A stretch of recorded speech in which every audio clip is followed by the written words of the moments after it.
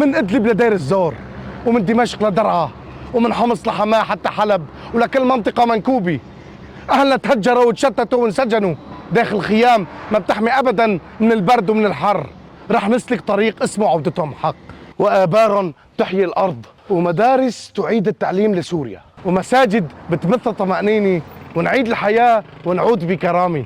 هاي الحملة ما هو مثل الحملات السابقة، هاي الحملة مشروع وطن وعدهم بالعودة، وصوت الحق بوجه النسيان.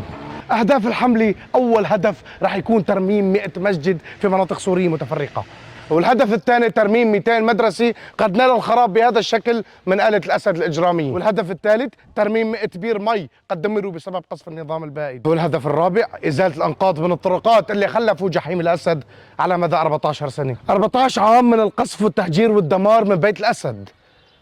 الزمن ما بيطفي نار الحنين لهي القرى، هاي القرى ما زالت عم تنتظر. هاي المآذن مشتاقة لصوت أهلها، المدارس اشتاقت لصوت أطفالها.